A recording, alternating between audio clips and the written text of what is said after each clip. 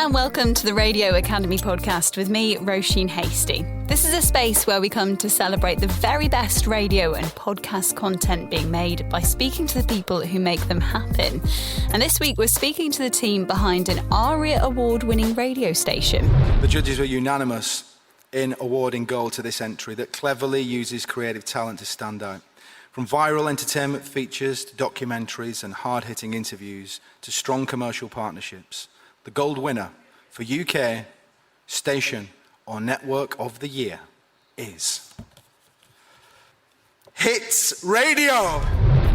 Obviously, winning an award like ARIA's Station of the Year is a big deal in the industry and means a lot to the team whose on-air content is being so publicly held up on a pedestal and celebrated. I had absolutely no idea, genuinely. And I've always been at award ceremonies and heard people say that. It's like the cliche. Yeah. We really weren't expecting. No, we really weren't expecting it. You know, we're all radio geeks in this game, aren't we? And I think that is an absolute milestone. And I think, being really honest, being on that nomination list was a real moment for us. And we wanted to cherish that moment on the night and not worry too much about the final result. To get that final award, we were genuinely stunned and shocked. And, you know, it's a real heartfelt thank you to the judges and the Academy because it really has meant the world to the team. You just heard there from Paul Gerrard, the programme director for Hits Radio, and Fleur East, who's a presenter on the station's breakfast show. Now, they took part in an online event for the Radio Academy last week, chatting to host Mary Mandefield about creating their standout awards entry. They chatted for an hour in total, and there was just too much to get it all into this podcast episode. So we've decided to focus on what they had to say about the breakfast show in particular. So let's get to it. How did you compile it, the award entry? Who did what? Where did you start? We obviously throughout the year archive an awful lot of content, and you know as the year builds what your iconic moments are. And I think the thing I took back from it, looking back, you know, after the win, was there were a lot of big pieces that we'd programmed and built as these are going to be our big moments. You know, one big moment per month is what we try and aim for. Okay. And then on top of that, you know, sometimes luck just goes your way and some great opportunities come your way, and it's how you capitalize on that to make that a piece and how you react to something. So the team are brilliant at archiving and first of all, going out and making stuff, then archiving it. And then we sit down at the beginning of the year, pull it all together. And it's the best example of each strand we want to be famous for. I think that makes it through because, I'm massively guilty of this. You do the first draft and it's twice as long as you're allowed and things like that. So it's then you get the butchering of what needs to stay and what goes through. So it's I think those final few weeks of playing it back and thinking, does this match the story you want to tell, is really important. Were you thinking about what the judges are looking for to hit those points? I think it's a good question because, I mean, let's be honest, like radio station producers, I think it's about 500,000 minutes of radio a year. And then in this category, you've got 20 minutes after those 12 months to showcase what you do. I think from an awards are brilliant at pushing you, making you think outside the box and making you think, what else could we do? I think, do we sit down and go, what are we going to do to win an award? I don't think we really do that as directors, but I think what we do think is, you know, what is award-winning radio? What does it look like? And when you're putting together an entry, you soon realise if that clip's too long to be able to fit into your collection of clips, it's not great for the entry, but it probably wasn't the right thing for the audience either. So it breeds better, you know, it's like a film director creating an Oscar-winning film. The real winner there is the millions of people who get to see that movie. So I think you look ahead of the 12 months ago, what are the bits we want to be famous for? And then now how we're going to make it award-winning is always like a secondary filter that goes through it. Do you have any tips or advice? Maybe that comes down to the ordering of your moments, the arc. You're now an expert in this field, so trust me. I've got a lot of entries in before. So the first thing I'd say is never be beaten if you don't get a nomination before, because we've been there many times before. So, and you almost kind of revisit and go, what did we get wrong? It's so subjective, and every entry that goes into a judge's session is brilliant. If you think about it, it's the best of the year. So never feel like you've got it wrong if you haven't got a nomination. But I think from the bit that has stuck with me is you need to tell a story. You need to catch a judge's attention quick. A lot of judges, like a lot of us in radio, we're very creative, maybe a short attention span here or there. You want to grab them and hold them. So move them emotionally, make them laugh, make them cry, hit them with something that's going to get them at the beginning. And then take them on a journey, then follow it up with something completely different. Seems to have worked for us. And then it's like a roller coaster of emotions, but start big, end big, and take them all sorts of different places in between. Paul said, lift them up, throw them down, take them around. We want tears, we want laughter, we want emotions. But no, I love it. And I think what the viewers are going to absolutely love is that we are going to play some of that award-winning entry, and we're going to kind of reflect on it, go through and ask some questions. The first piece features Fleur on breakfast and the rap roulette. Let's go. It's time for Fleur's Rap Roulette live. Yes. Oh no. I have no idea where this is going. Been in and out of lockdowns for a while now. Zoom quizzes and FaceTime I played out.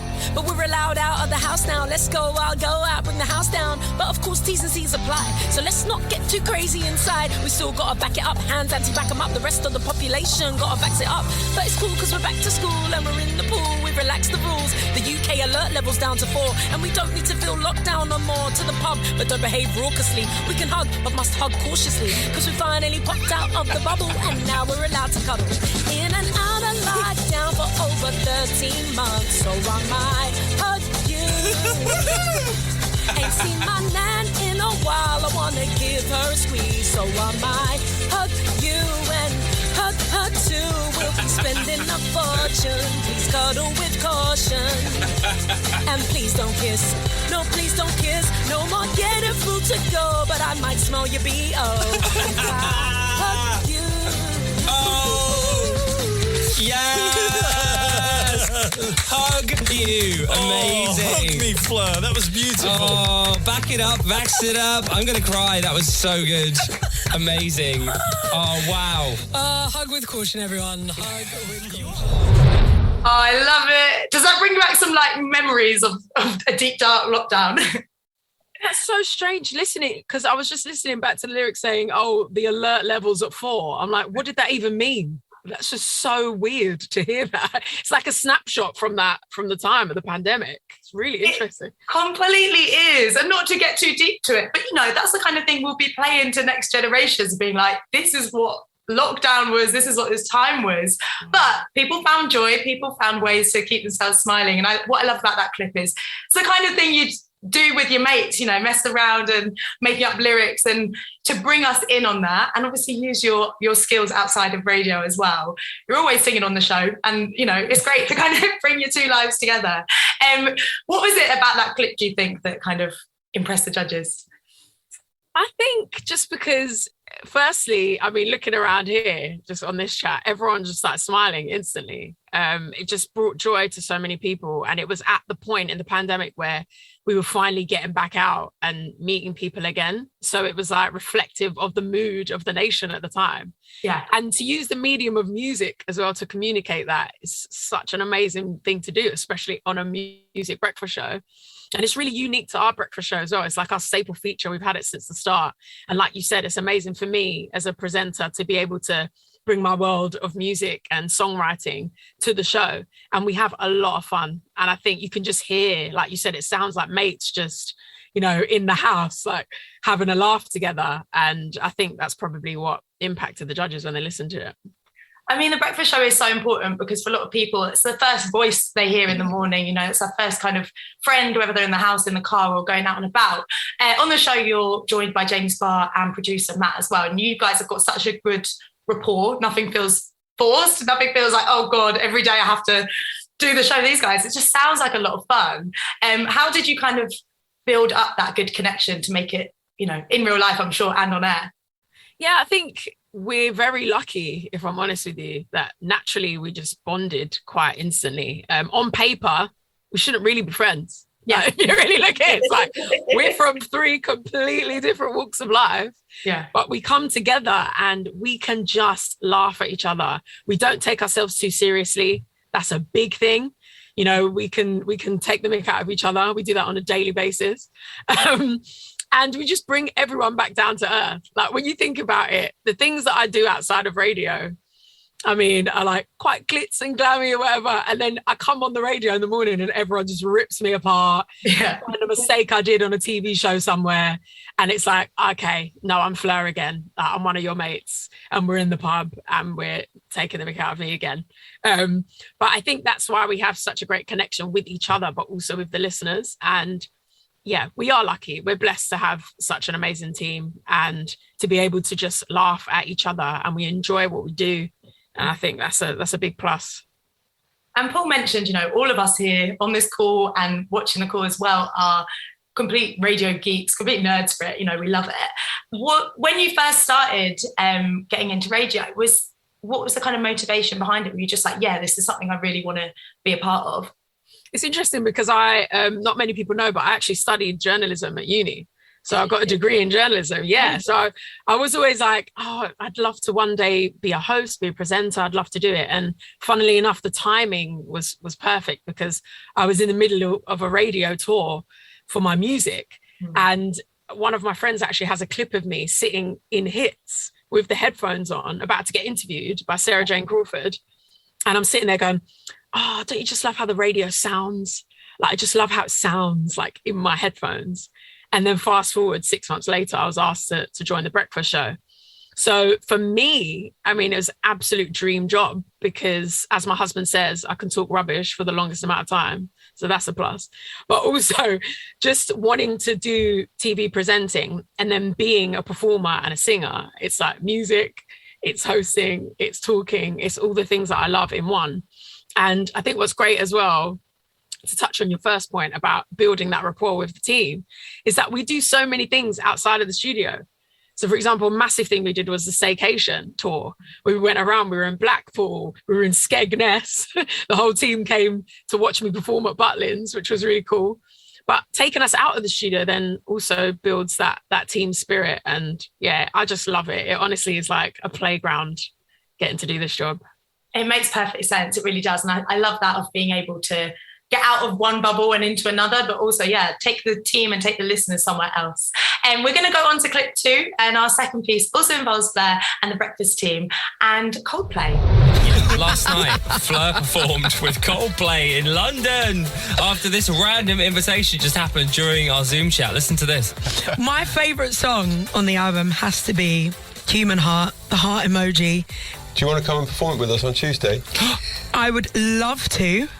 Well, yes! Oh my God! Okay, great. I love how chill He's Chris so Martin is. calm. Do you want to perform it with us? He's like, okay, great. And I'm like, nah. So I thought immediately after that interview, I thought, this is a bit of a joke, isn't it? Like, surely it's for the banter. And then I actually got contacted by their management team. Wow. And they were like, yeah, we need to know what you want in your dressing room. What did you say? You need to come. I was like, I kept it so simple. I didn't want to abuse it, you know. I was 7 like, poodles. just lemon, ginger and honey. 7 poodles. Basically what I asked for. So this is technically like, we've got a clip. This is like one of the first times anyone will get to hear this song. The human heart, only got a human heart. I wish it didn't run away. I wish it didn't fall apart. Oh, my human heart, night and day and night and dark. Any day it could be torn in half. Only got a human heart. Thank you very much. Thank you very much. Yes! Wow, that was amazing. Oh, guys, it was like Christmas came early. It feels like Christmas listening to it, and you can hear your whistle tones. Oh, hello. Coming through. Whistle tones. Oh, it's funny. I got home last night and I just couldn't sleep. I just kept watching the clip over and over, and I was like, hold on, is that Chris Martin? Yes, it is. Is that me? Yes, this is mad. Like, I still can't believe it to this day. That's unbelievable. Listen, Fleur, 2 months ago, you were sharing the bill on stage with Stavros Flatley. Now you're in Coldplay. Well done. Oh, my God. This is the highs and lows of the industry, guys. Sometimes you're up, sometimes you're Here they are, come. I think it shows range. Obviously, a huge moment for you, Fleur, but also Paul, as program director, you've got to think business. Huge moment for content, for the show, for the station. Great bit of, bringing that outside world in, and you feel truly about the music industry. Here we go. Send off our breakfast presenter to go and perform with Coldplay. Do you know what's really interesting is obviously that landed on our feet, I think Ben Cooper had arranged us to have the broadcast rights across Europe for the Coldplay gig, which was an amazing win, which we did with Absolute Radio. And then we got the interview. And I think, but what I took from it is obviously we capitalised on that moment, but it's the relationship that we've been able to build with the artist. We've got an amazing head of music called Toby, and his connection with the nice guys working with the labels. And we've just got this relationship where opportunities now seem to be coming our way. And hopefully we do our very best in turning it around. And Fleur, that was one of, there's another one coming up, isn't there? There was, the script got you to do the same on their gig. And it's just because they like being next to Fleur. It's great to see. For me, it's like a dream come true. I was like, Willy Wonka had been given the golden ticket. And it was funny because it should have been a lot more show busy than it was, really. Because when you listen to our show the next day, it was like, oh my God, I can't believe I did this. And it's like, and of course I've performed many times and I sing, that's what I do. But honestly, it was like a dream come true. It was such an amazing opportunity. And I think that it was so cool for our listeners to hear the moment that I got asked, which was a genuine surprise. It just came out of nowhere.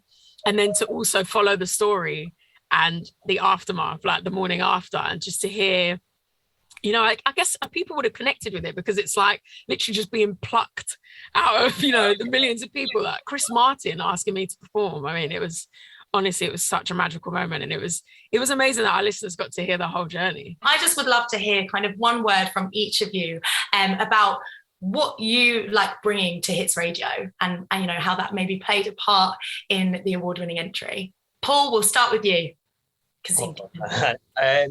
Hopefully an energy to sort of keep where can we go? What can we do next? That's probably my main job, I think.